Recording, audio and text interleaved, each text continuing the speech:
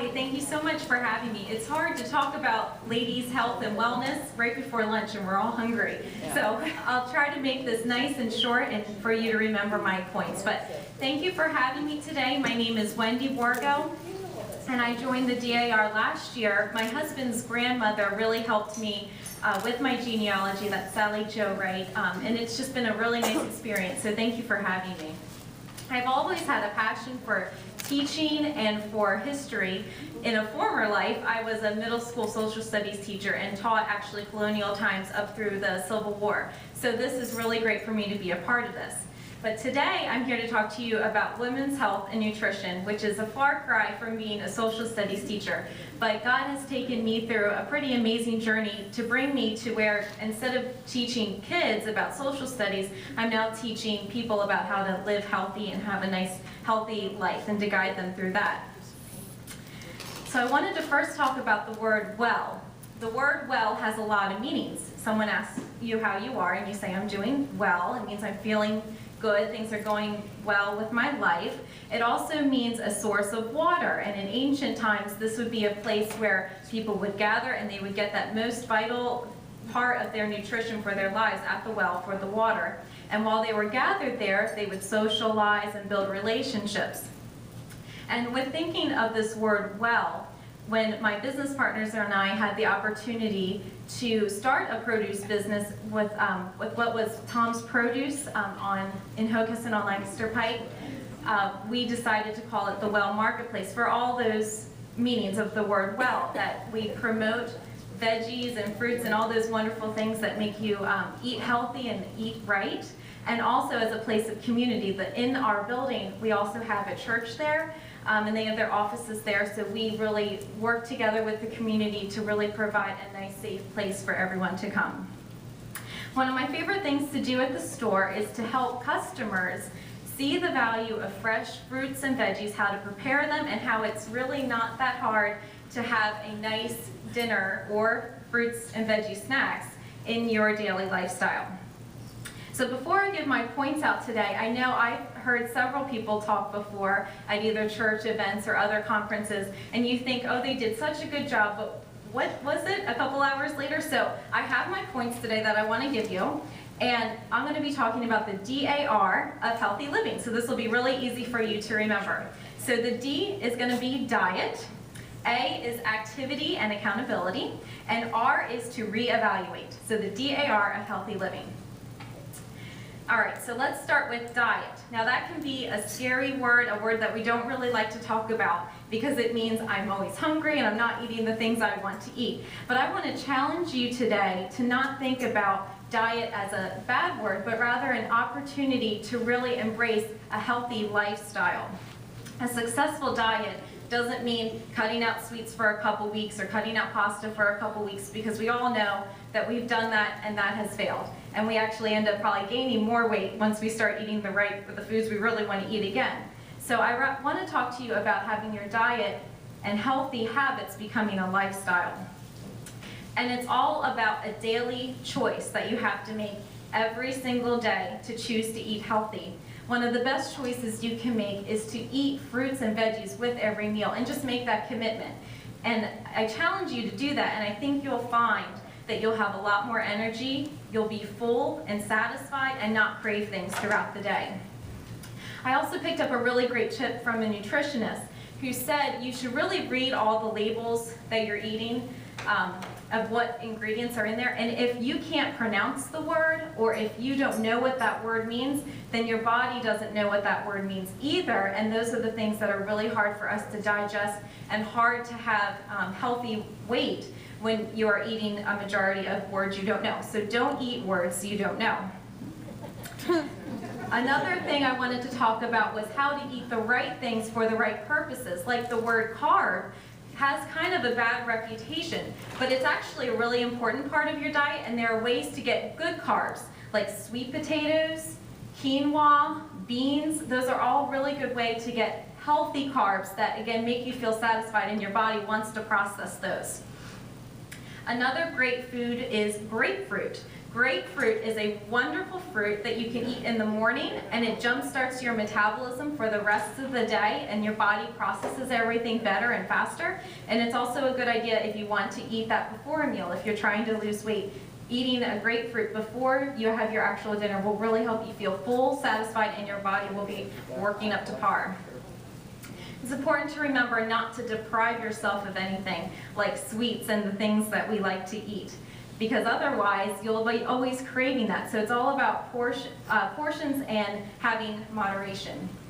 And another good tip is if you're out to dinner, order what you like. But I have two good tips for that. You can order what you would like, but when the meal comes, ask immediately for a takeout container, and that does a couple things for you. You can split it up right there and put it away. You have your dinner that you really, really wanted to eat, so that's good. You feel nice and satisfied, but not like that icky, full feeling, and then you get to enjoy it tomorrow. So that's a really good benefit. Or splitting a meal with someone is also a really good idea when you're eating out. But the key to diet is lifestyle, and that you're not just doing a stint of, okay, I'm just not going to have sweets for a while, but it's making those daily choices and having habits that produce a lifestyle to make you feel better. Okay, so A. I put two words with the word, or the letter A, activity and accountability, because I think they go hand in hand. It's important to stay active, whether that's taking a walk after dinner, exercising, going to a gym, or having some kind of regular activity that you do. It's really important to stay active. And this is a daily decision too, that you can't just work out or do your walks for a couple weeks and then be done. So it's a lifestyle and a daily decision. So my journey with exercise started when I first started teaching. I was in 2nd grade, and I decided I wanted to start running before school. So I did, and I happened to just be in passing with the gym teacher, and I told him that I had started to run with my dog before school. And it was mainly for the reason that my dog, I got a lab puppy, and he was just full of energy, and I just needed to do something. So it started because of him. So anyway, I told the gym teacher I was running.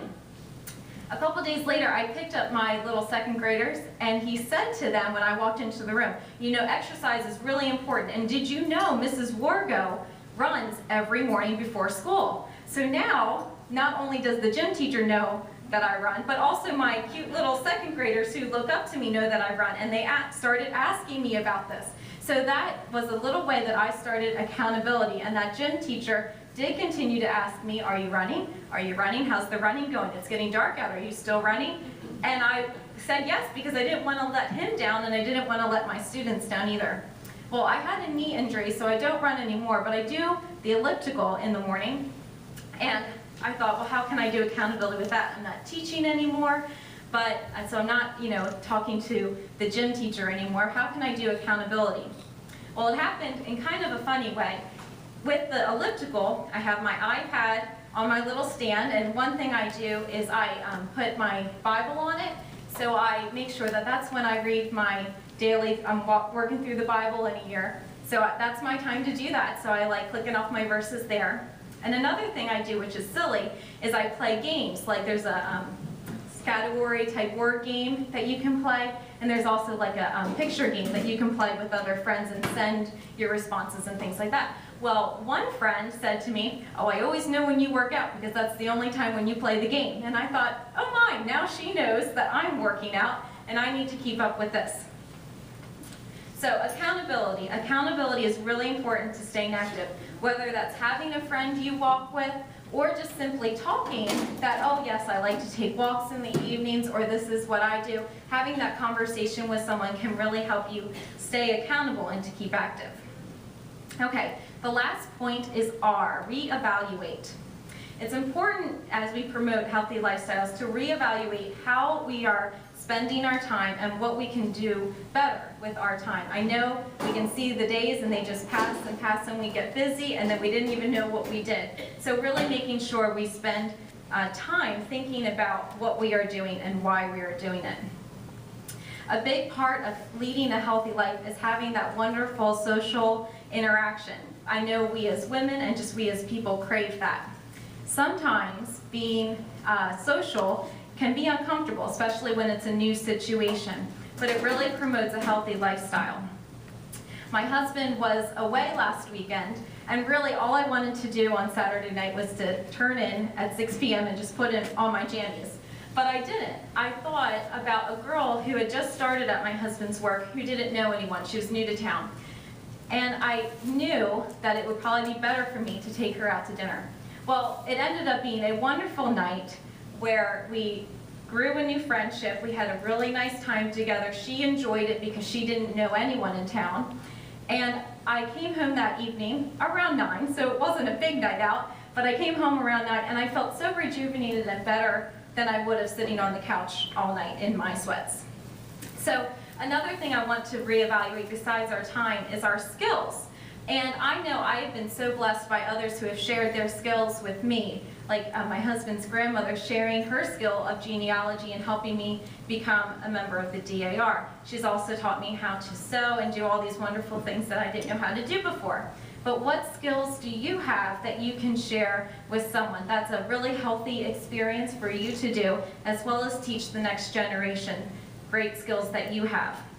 I have the opportunity to teach people about healthy fruits and veggies and for living well. And I also, on the side, get to teach young girls how to play the flute, which is also a passion of mine.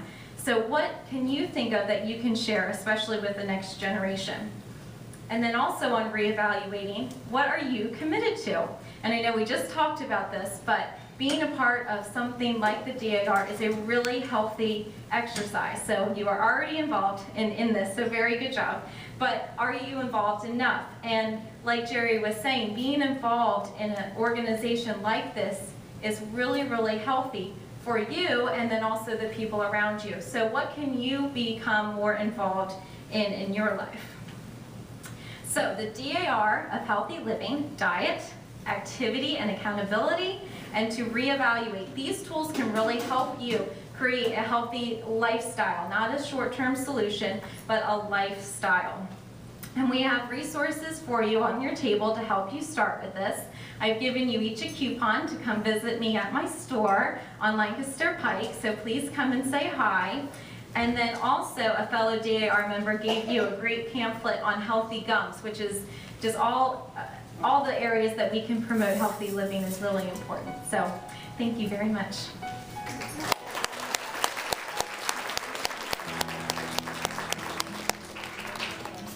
Thank you, Wendy.